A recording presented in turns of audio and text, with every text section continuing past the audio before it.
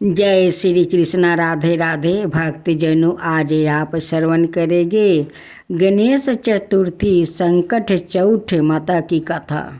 हर माह में दो चतुर्थी तिथि आती है। एक शुक्ला पक्ष में जिसे विनायकी चतुर्थी कहते हैं और दूसरी कृष्णा पक्ष में जिसे संकष्टी चतुर्थी कहा जाता है। लेकिन सभी में माघ मास की संकष्टी चतुर्थी का विशेष महत्व माना गया है, जिसे संकट चौथ, तिलकुटा चौथ आदि नामों से भी जाना जाता है। संकष्टी का अर्थ होता है संकटों का हरण करने वाली चतुर्थी। इस व्रत में भगवान गणेश की पूजा की जाती है। महिलाएं अपने पुत्र की दीर्घ आयु और खुशहाल जीवन की कामना के लिए यह व्रत रखती है। इस दिन व्रत रख कर भगवान गणपति की विधि पूर्वक आराधना की जाती है और उन्हें तिल के लड्डुओं का भोग लगाया जाता है।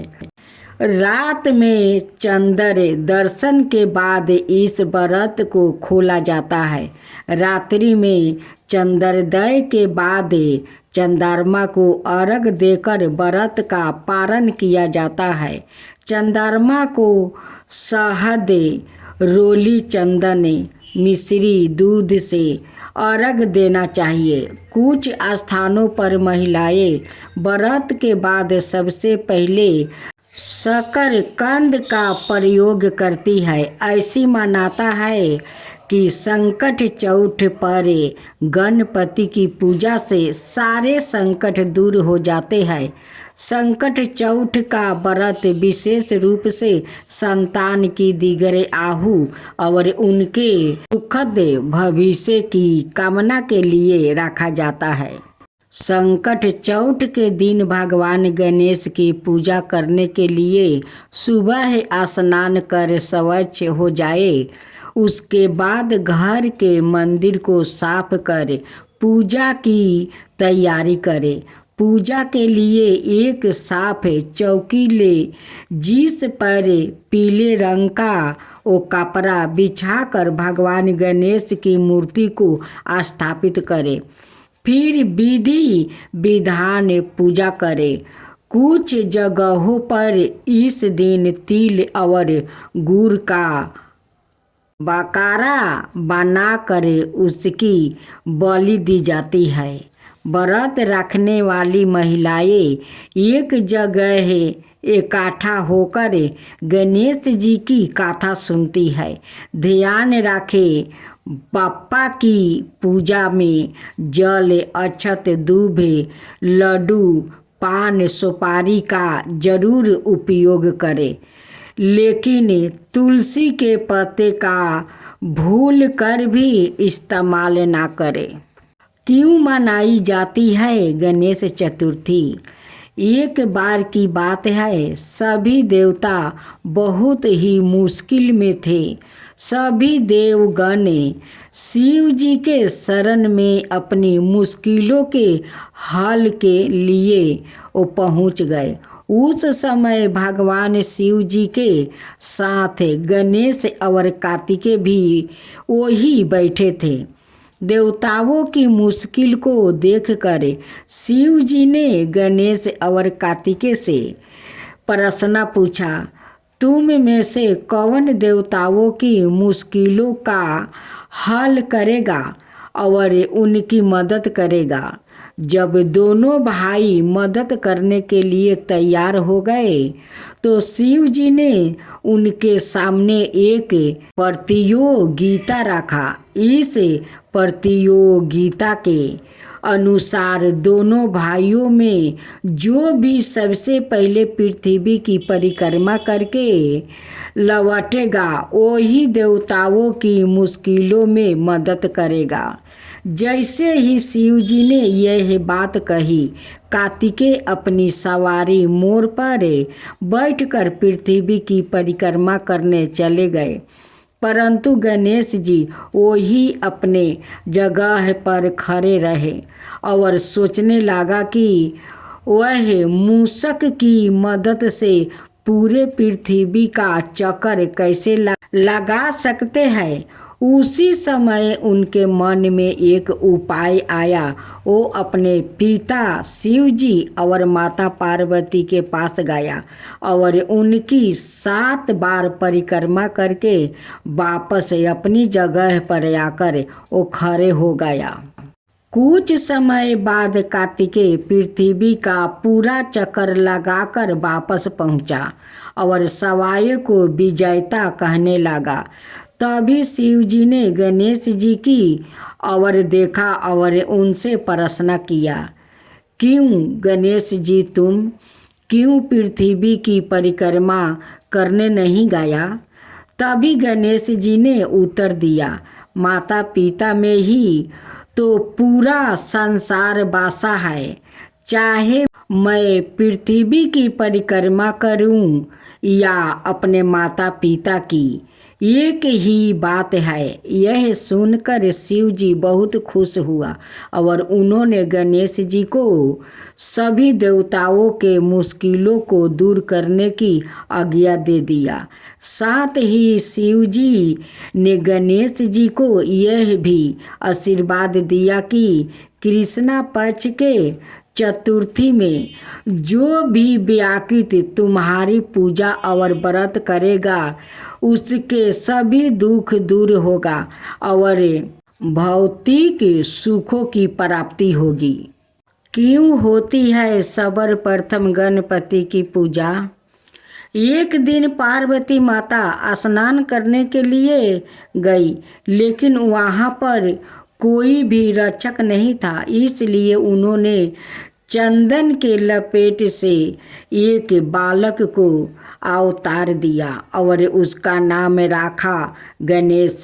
माता पार्वती ने गणेश को आदेश दिया कि उनकी अनुमति के बिना किसी को भी घर के अंदर ना आने दिए जाए। जब शिव जी वापस लौटे तो उन्होंने देखा कि द्वार पर एक बालक खड़ा है। जब वो अंदर जाने लगे तो उस बालक ने उन्हें रोक लिया और नहीं जाने दिया। यह देखकर शिव जी क्रोधित हुए और अपने सवारी बैल नंदिनी को उस बालक से युद्ध करने को कहा, पर युद्ध में उस छोटे बालक ने नंदी को हरा दिया। यह देखकर भगवान शिव जी ने क्रोधित होकर उस बाल गणेश के सर को काट दिया। अब माता पार्वती वापस लौटी तो वो बहुत दुखी हुई और जोर जोर से वो रोने लगी। शिव जी को जब पता चला कि वह उनका सवाई का पुत्र था तो उन्होंने भी अपनी गलती का एहसास हुआ। शिव जी ने पार्वती को बहुत समझाने का कोशिश किया, पर वह नहीं मानी और गणेश का नाम लेते लेते और दुखित होने लगी। अंत में माता पार्वती ने क्रोधित होकर शिव जी को अपनी शक्ति से गणेश को दोबारा जीवित करने के लिए कहा। शिव जी बोले, हे पार्वती, मैं गणेश को जीवित तो कर सकता हूँ, पर किसी भी अनाए जीवित प्राणी के सर को जोड़ने पर ही। माता पार्वती रोते रोते बोल उठी, मुझे अपना पुत्र किसी भी हाल में जीवित चाहिए। यह सुनते ही शिव जी ने नंदी को आदेश दिया, जाओ नंदी, इस संसार में जिस किसी भी जीवित प्राणी का सर तुमको मिले काट लाना। जब नंदी सर खोज रहा था तो सबसे पहले उसे एक हाथी दिखाई दिया, तो वह उसका सर काट कर ले आया। भगवान शिव ने उस सर को गणेश के शरीर से वो जोड़ दिया और गणेश को जीवन दान दे दिया। शिव जी ने इसलिए गणेश जी का नाम गणपति रखा और बाकी सभी देवताओं ने उन्हें वरदान दिया कि इस दुनिया में जो भी कुछ नया कार्य करेगा पहले जय श्री गणेश को याद करेगा। अब गणेश जी की सवारी मूषक की कथा बहुत समय की बात है।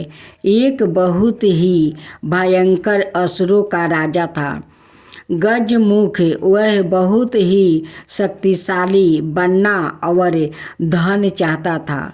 वह साथ ही सभी देवी देवताओं को अपनी बस में वो करना चाहता था। इसलिए हमेशा भगवान शिव से वो वरदान के लिए तपस्या करता था।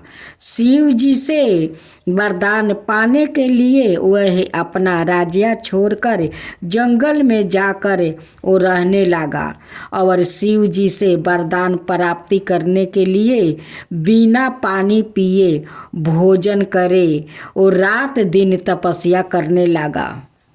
कुछ साल बीत गया। शिव जी उसके अपार तप को देखकर वो प्रभावित हो गया और शिव जी उसके सामने प्रकट हुए। शिव जी ने खुश होकर उसे वैदिक शक्ति प्रदान किया, जिससे वह बहुत शक्तिशाली बन गया।